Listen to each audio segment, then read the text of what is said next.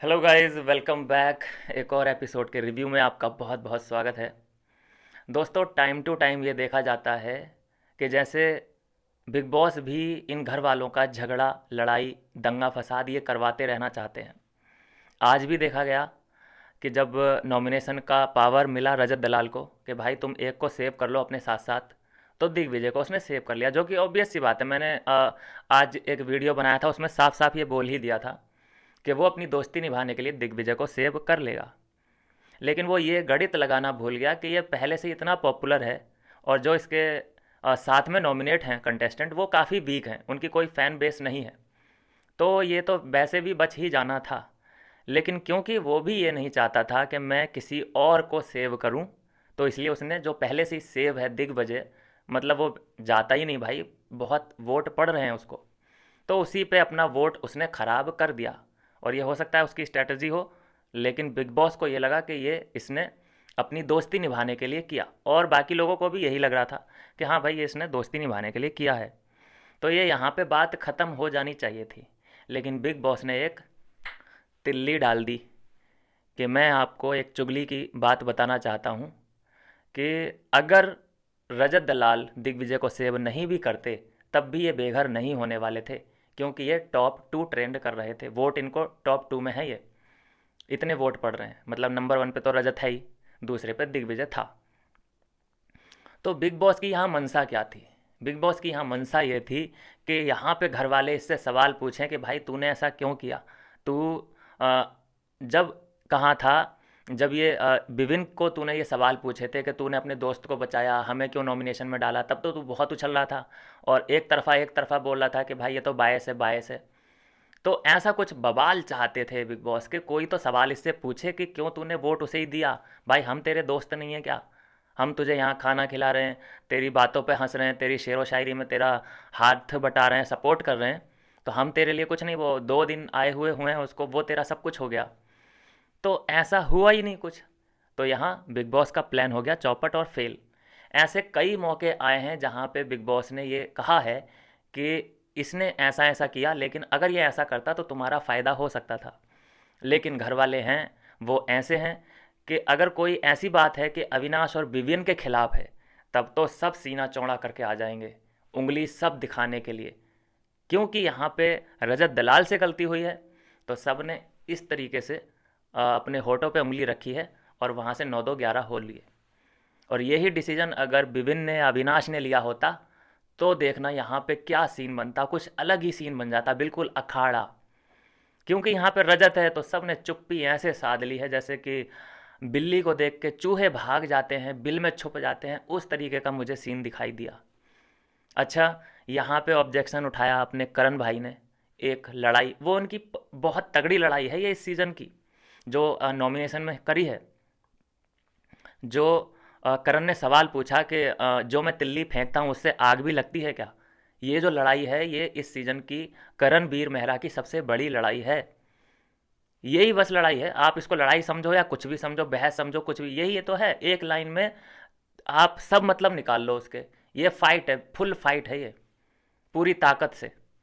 नहीं आया समझ में आपको? इसका मतलब यह है कि बस वो इतना ही बोल सकता है, कैपेसिटी लड़ने की इतनी ही है, बस एक लाइन की, करणवीर मेहरा की। इससे ज़्यादा वो आर्ग्यूमेंट नहीं कर सकता। अब उसके बाद देखा होगा आपने, जब कशिश को बुरा लगा, क्योंकि वहाँ पे करण ने भांप ली हैं सारी चीज़ें कि हाँ अब इसके खिलाफ कौन कौन है। क्योंकि कशिश ने तो बहुत सपोर्ट किया था, उसको भी सेव नहीं किया, तो खुद तो लड़ नहीं सकते भाई साहब। जा रहे हैं कशिश के पास बैठे और तिल्ली लगाना शुरू कर दिया। देखे होंगे आपने वो सीन। वो उसी बंदे को चुनता है। अब देखो, इसको भी बुरा ही लगा होगा रजत ने जो भी किया इसके साथ, लेकिन खुद नहीं बोला, खुद नहीं बोल रहा है उसको, सवाल नहीं पूछ रहा उससे कि भाई मैं भी तो तेरा दोस्त हूँ, पहले दिन से हम लोग का कितना अच्छा बॉन्ड है, मुझे भी सेव कर सकता था। लेकिन एक सवाल नहीं पूछा इसने रजत दलाल से। उसके पास चला गया, कशिश के पास, और कशिश गालियां दे रही थी। कशिश वहाँ पे चाहत के पास बैठे बैठे गालियां रजत दलाल को साफ साफ देती नज़र आई है। तो क्या माने हम कि अब यहाँ गालियां बिल्कुल नॉर्मल हो चुकी हैं। पहले तो बहुत बड़ी बात होती थी, गालियां देना बहुत बड़ा इशू होता था। पीठ पीछे हो या सामने हो, लेकिन यहाँ सब कुछ नॉर्मल होता जा रहा है भाई। साला तो गाली नहीं है यहाँ। फिर उसके बाद भो वाला आ जाएगा, फिर ऐसी तैसी, बहुत गंदा गंदा लेवल जा सकता है आने वाले सीज़न में। और यहाँ चाहत, लड़की के सामने लड़की गाली दे रही है, लड़का भी वहाँ बैठा है, इंजॉय कर रहे हैं गाली को। ये है सीन। तो फिर उसने कंधा इस्तेमाल करने की कोशिश की, कशिश का, कि चलो इसी कोई दो एक दो तिल्ली मार देता हूँ और आने वाले टाइम में आप इसका रिएक्शन देखेंगे। ये जो तिल्ली, ऐसा आज तक नहीं हुआ है, अभी तक नहीं हुआ है कि करण ने किसी को तिल्ली मारी हो और वहाँ पे आग ना लगी हो। करण के बारे में वैसे भी बात कर करके मुझे 3-4 दिन हो चुके हैं भाई। बहुत अपने आप को समझता बहुत तुर्रम खां है, लेकिन कुछ कर नहीं रहा, कंटेंट नहीं दे रहा। दिक्कत ये आ रही है, अपने आप को ये टॉप में गिनता है कि मैं तो भाई ट्रॉफी लेके मैं ही जाऊंगा, लेकिन ऐसे कुछ कर्म कांड तो कर दे भाई, जिससे कि लगे कि हाँ तू है दावेदार। वहाँ पे एक बंदा भैया, उसकी इज्जत दाव पे लगी हुई है। एक वो टीवी का स्टार है, उसने अपनी इज्जत वहाँ पे धूमिल करा ली। वो चाहत पांडे जैसी लड़कियाँ उसको तू तू करके और उसको जलील कर रही हैं रोज़ के रोज़। वो बंदा जो कि पूरे टीवी इंडस्ट्री पे राज करता है, खुद सलमान खान ने उसे सुपरस्टार बोला था कि टीवी का सुपरस्टार है, वो अपनी वहाँ पे मट्टी ख़राब किए पड़ा है ट्रॉफ़ी के चक्कर में। और तुम सिर्फ साइकिल चलाते हो और सुबह सुबह 2-3 अंडों का आमलेट खाते हो और सपने देखते हो ट्रॉफ़ी के। और तुम्हारी बहस क्या होती है रजत दलाल से? बस ये होती है बहस कि मेरे तिल्ली लगाने से आग लग गई क्या? बस ये एक लाइन में तुमने सब डिस्क्राइब कर दिया, अपनी सारी फ्रस्ट्रेशन एक लाइन में निकाल दी। ये है बहुत बढ़िया तुम्हारा गेम। तो आज इसको एहसास भी हो गया होगा कि मैं कहाँ स्टैंड करता हूँ। जब रवि भैया आए अपना शो लेके, रवि भैया दैया दैया हाय दैया, ये वाला सीन, तो एक भी बार बात नहीं की करण से। नहीं तो अविनाश से की, शिल्पा से की, चुम से भी कर ली, एलिस से भी कर ली, लेकिन करण से कोई बात नहीं करी। अब करी होगी, अगर एडिट में काट दिया होगा तो हम नहीं जानते, लेकिन हमें तो ऐसा ही दिखाई दे रहा है। तो ये है, अब धीरे धीरे करके ख़त्म है कहानी, स्तर गिरता ही जा रहा है। कहने का मतलब ये है कि सिर्फ पीठ पीछे बात कर सकता है, जो मुंह पे किसी को बोलना होता है तो सिर्फ एक लाइन बोलता है और कट मार लेता है, तो उससे बात बनती नहीं है। बहस तो करनी पड़ेगी लंबी और तगड़ी। जैसे दिग्विजय, दिग्विजय को फुटेज चाहिए था, उसने लड़ाई करी और कह के करी, कह के करी। और सबको पता है कि हाँ ये जानबूझ के लड़ रहा है, अविनाश से मुद्दा बनाने की कोशिश कर रहा है। किससे और किससे लड़ेगा? फुटेज किससे मिलेगी? उसी से मिल सकती है। विपिन से लड़ेगा, वो लड़ ही नहीं सकता, विपिन लड़ने के मूड में है ही नहीं। वो तो खुद इससे कॉफ़ी पूछ रहा था कल के एपिसोड में कि चल ठीक है, तेरा वो गेम प्लान था ना, मेरी कॉफ़ी ले, छुपाना चाह रहा है तो छुपा ले भाई। तू चाहता है कि तेरा तेरा थोड़ा सा कंटेंट बने, तू थोड़ा दिखे, मेरी कॉफ़ी की वजह से दिख जाएगा, ले छुपा ले। लेकिन अब इतना शर्मिंदा कर दिया उसको, वो क्या ही छुपाएगा। वो कह रहा है अरे छोड़ो यार, नहीं करना है। चल ठीक है, नहीं करना। यहाँ पे कॉफ़ी का ये जो है सीन, इसको ड्रॉप करते हैं। बता कॉफ़ी पिएगा? बना के देता हूँ, बता। तो वहाँ पे मुझे लगता है कि 10 में से 10 नंबर विविन को जाते हैं कि उसने किस तरह से सिचुएशन को हैंडल किया। पूरा उसको कॉफ़ी ऑफ़र कर दी अपनी कि भाई बता, तुझे कंटेंट चाहिए तो ये ले मेरी कॉफ़ी, छुपा दे इसको, जितना दिखना होगा तू दिख जाएगा। और अगर नहीं चाहिए तो ले कॉफ़ी, मैं तेरे लिए बना के देता हूँ, पीना इसको। लेकिन दिग्विजय की बड़ी परेशानी हो चुकी है उसकी कि करे तो करे क्या, जगह नहीं बना पा रहा है वो, घर के अंदर जगह नहीं बना पा रहा है। अब जगह बनाई, उसे कंटेंट मिला भी, अविनाश से लड़ाई झगड़ा भी हुआ। अब प्रोमो में दिखाया जा रहा है कि उसकी वाट भी लगती दिखाई दे रही है। ज़बरदस्ती जब किसी से भिड़ोगे और कह के भिड़ रहे हो कि मुझे 10 मिनट दे दे, 10 मिनट दे दे, तो भाई तुम फेक तो लगोगे ना, टीवी पे फेक लगोगे। अब फेक कंटेंट, चाहे लड़ाई हो, चाहे मोहब्बत हो, चाहे प्यार हो, फेक तो कुछ भी अच्छा नहीं लगता। तो इसी बात को एड्रेस कर लिया है सलमान खान ने कि ये फेक लड़ाई, फेक नैरेटिव, और पहले ही तुम स्टेटमेंट रिकॉर्ड कर रहे हो कि आ जा 10 मिनट दे दे मुझे, तो क्या ये चीज़ें अच्छी अच्छी लग रही होंगी आपके फैंस को? अ, कुछ इसमें रियल है? अब जवाब तो हो ही नहीं सकता इन बातों का। और ये कहीं ना कहीं ये लोग भी जानते ही हैं कि ये फेक लड़ाई थी। फेक लड़ाई इट मीन्स फेक लड़ाई तो नहीं थी, लेकिन ये शुरुआत पहले से ही सब चीज़ें प्लान करके करना, ये चीज़ें तो सब फेक ही थी। वो दुनिया ने देखी, सब ने देखी, उसमें उस लड़ाई में किसी को मज़ा भी नहीं आया।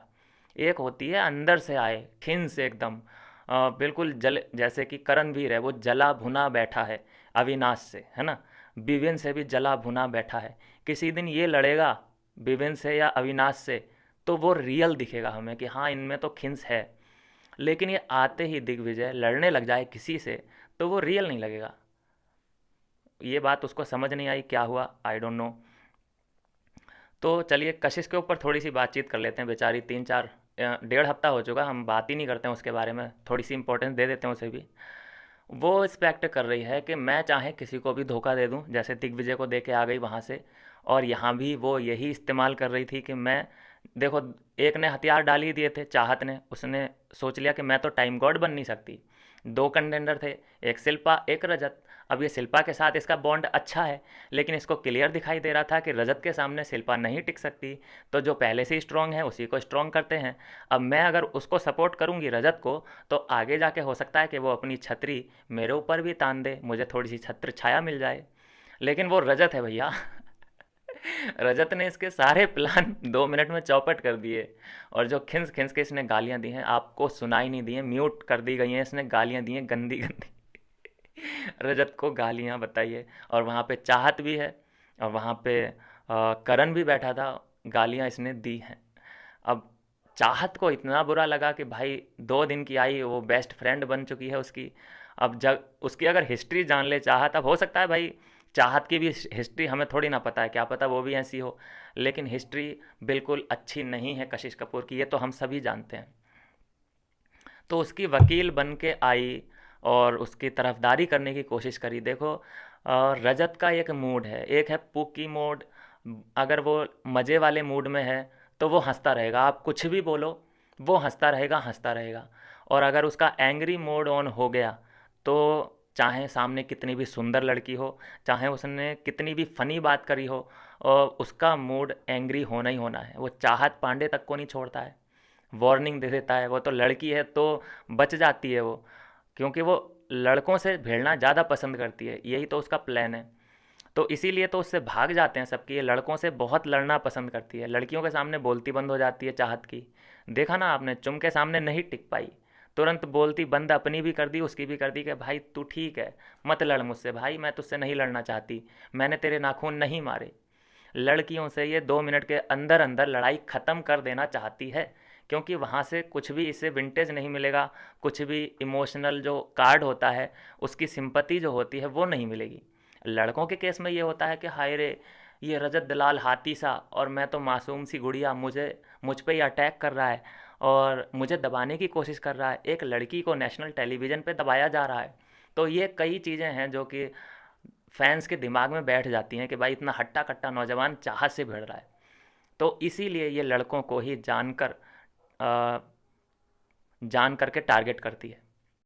सही है प्लान, कोई प्लान बुरा नहीं है भाई, काम कर रहा है अभी तक ये प्लान, और अच्छी खासी फैन बेस इसका बढ़ता जा रहा है। लोग वोट करते हैं भाई, वोट भाई बाद में करना, उसको सबसे पहले उसको लेटरिन फ्लश करना सिखाओ मेरे भाइयों। एक ट्रेंड चलाओ कि भैया चाहत पांडे पॉटी फ्लश, कुछ ऐसा ट्रेंड चलाओ, वोट बाद में कर देना। रोज़ शिकायतें आ रही हैं इसकी, रोज़, एक नहीं दिन आ रहा है, रोज़ शिकायतें कि भाई ये फ्लश नहीं कर पा रही है। चलिए खैर कोई बात नहीं, हमें क्या करना है, हम थोड़ी ना है बिग बॉस में। बात करेंगे राजमाता की भी, भैया राजमाता के बारे में बात करनी पड़ेगी। राजमाता हर उसकी माता हैं जो रोते हुए उन्हें मिल जाए घर में, बस उनके साथ जाके बैठ जाती हैं कि तू बता ना क्या प्रॉब्लम है तुझे, तू बोल दे, अपना मन पहले हल्का कर, उसके बाद मैं तुझे सलूशन चाहिए तो दूंगी, नहीं तो कोई बात नहीं, तू मन हल्का कर ले। अब ऐसा होता है कि अगर तुम किसी रोते हुए इंसान के पास जाके थोड़ा सा उसे पीठ सहलाओगे, थोड़ा सहारा देने की कोशिश करोगे, तो उसका झुकाव तुम्हारी तरफ डेफिनेटली हो जाएगा, चाहे वो तुम्हारा दुश्मन ही सही। तो कम से कम ये ट्रिक बहुत अच्छे से काम उस वक्त कर जाती है जब नॉमिनेशन का दिन आता है।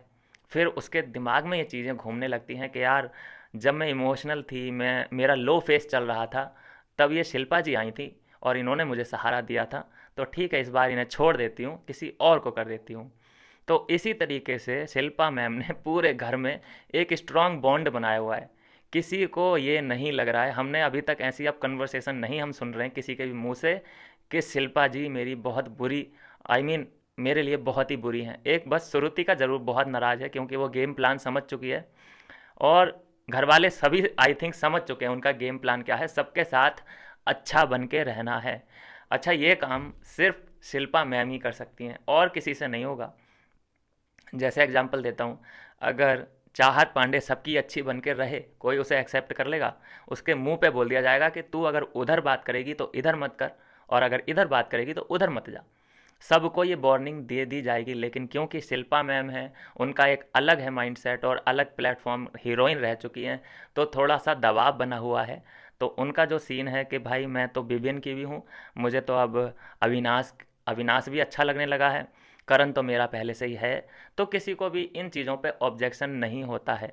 अच्छा, विविन के मुंह से, अविनाश के मुंह से हमने कभी नहीं सुना कि तुम करण का साइड क्यों लेती हो या उनके साथ क्यों बैठती हो। जैसे कि देखा गया कि जलनखोर ने विविन विविन की तारीफ़ कर दी थी एक बार शिल्पा ने।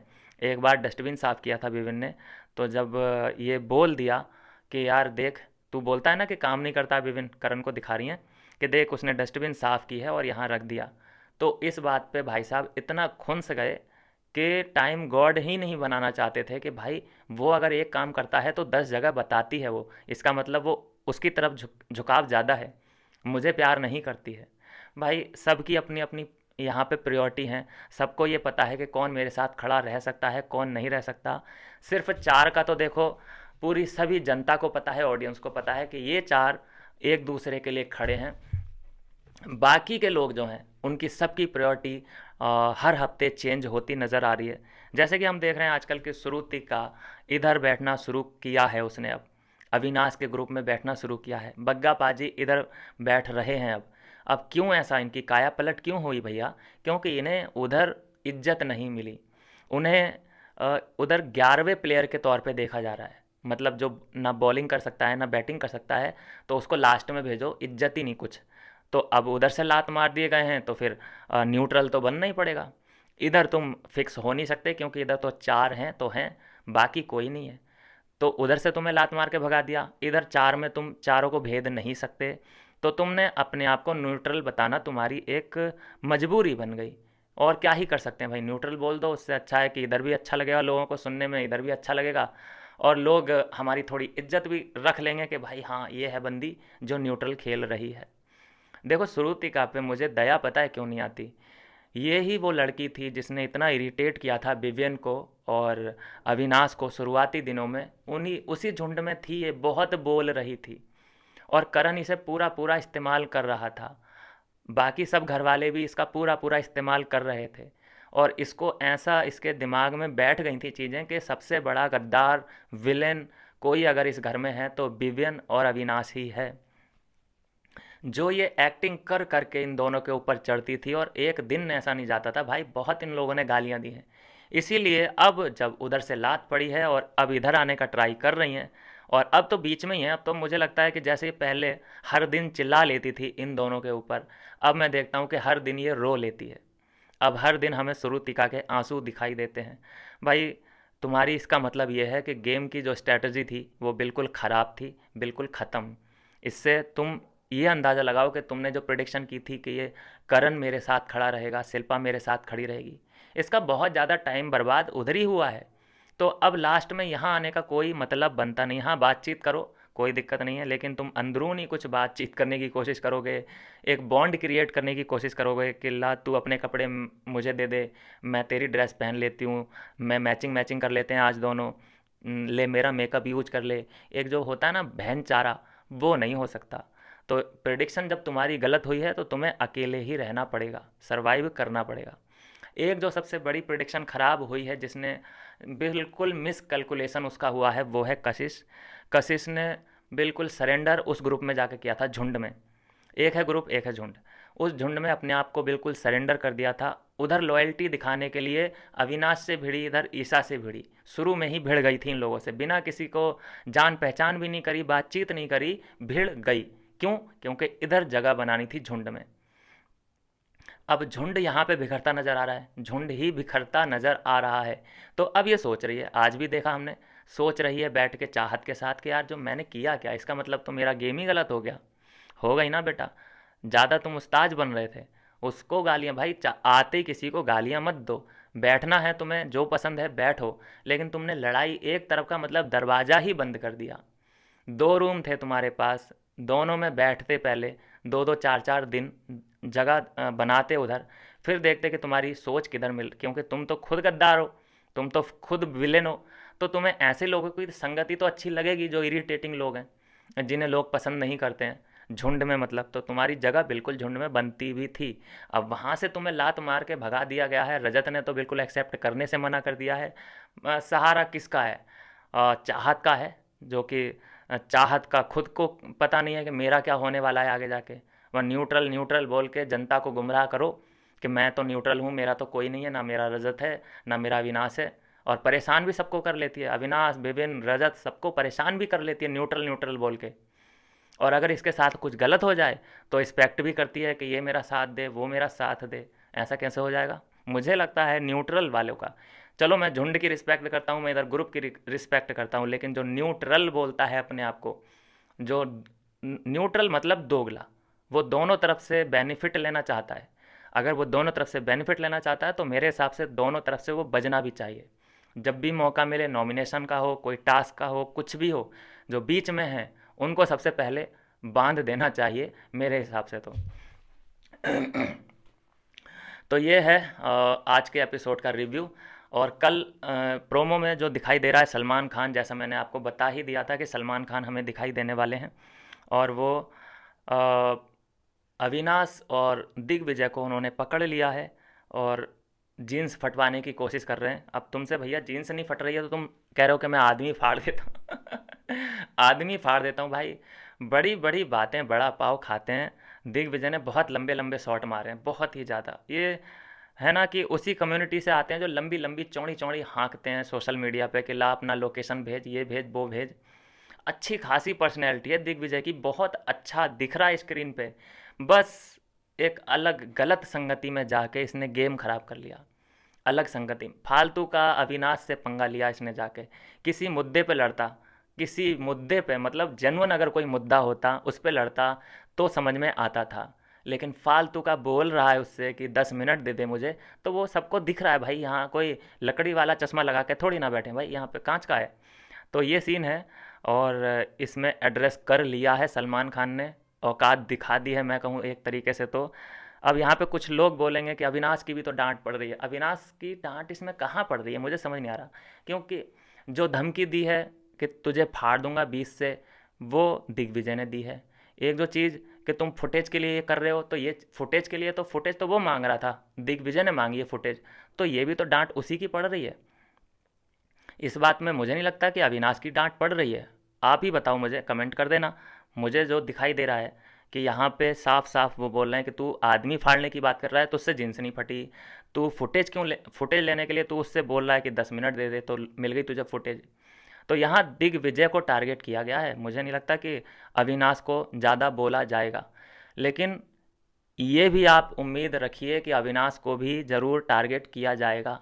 ऐसा नहीं हो सकता कि अविनाश को ये लोग टारगेट ना करें, क्योंकि जो पसंद आ रहा होता है, विभिन्न जैसे पसंद आ रहा है, जैसे अविनाश पसंद आ रहा है, अगर इनको टारगेट नहीं किया जाएगा तो लोग बातें कैसे बनाएंगे, लोग बात कैसे करेंगे सोशल मीडिया पे, क्या बात करेंगे। तो इन लोगों की मजबूरी बन जाती है, कुछ ना कुछ ये ऐसा तिगड़म लगाएंगे कि विभिन्न को भी पेलेंगे ज़रूर, चाहे 5 मिनट की पिलाई हो।